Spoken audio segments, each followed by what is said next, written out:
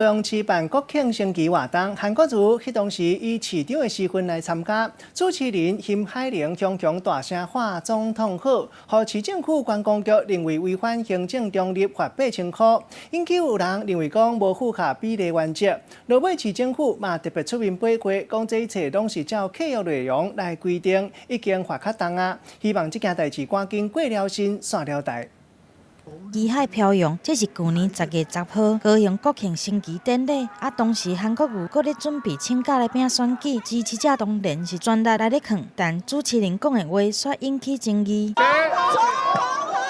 就是这句话，互外界点名，根本是违反行政中立。事后主办单位市政府观光局嘛按照契约规定来开发，但是罚金互立营不满。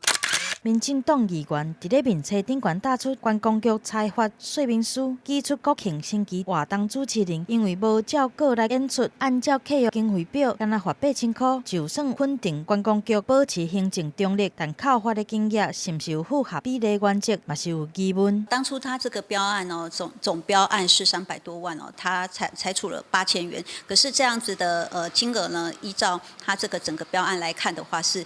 偏低的升旗典礼这一块，应该是说它是属于加值回馈的部分。那加值回馈的部分比例上本来就不会那么重。整场活动呢，其实已经有按照契约规定，我们做减价收受，扣价金的20%。 那同时也处以1倍的罚金。市政府解说会来加重裁罚，唔那爱符合比例原则，主要嘛是爱消除质疑。未来我们都会针对主持人部分，都会特别邀请厂商特别加强。市政府阁强调，日后会继续保持行政的中立，避免这种代志伤了市政府的形象，也影响韩国瑜2020年的选情。记者综合报道。